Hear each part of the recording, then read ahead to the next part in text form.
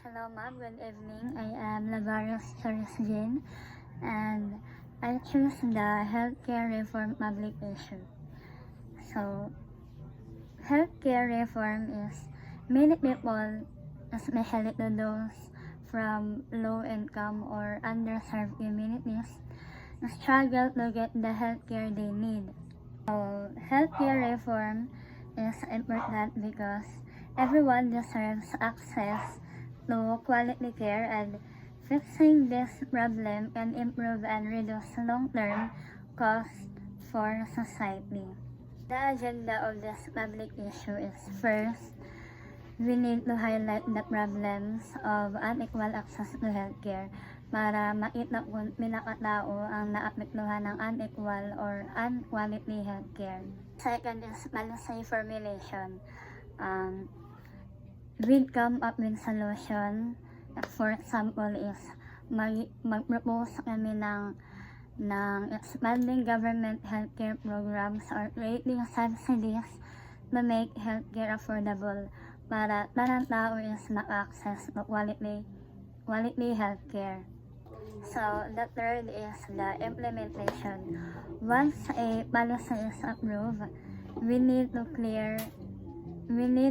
clear plan for how it will be carried out. So, this includes deciding who will oversee it and how much money is needed and what steps need to happen first. So, the last one is the evaluation. So, after the policy is in place, we track its progress. So damo ba na tao ang nakadawat ng healthcare?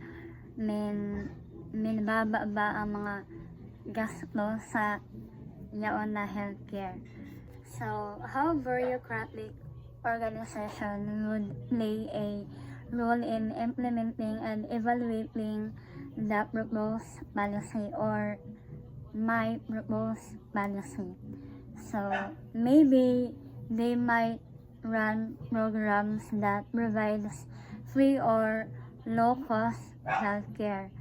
So, they enforce new rules like requiring insurance companies to cover certain treatments. But bureaucratic can sometimes be slow or resistant to change. So, they might have too many layers of approval that delay action.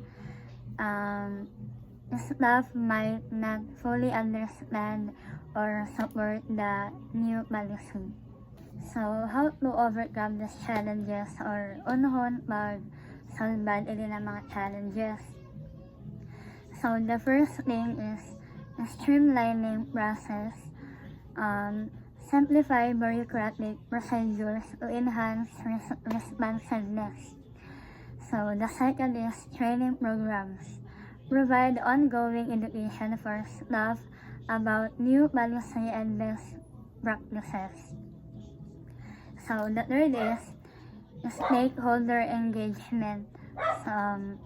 Involve community members and healthcare providers in discussions about policy changes to foster buy-in and support.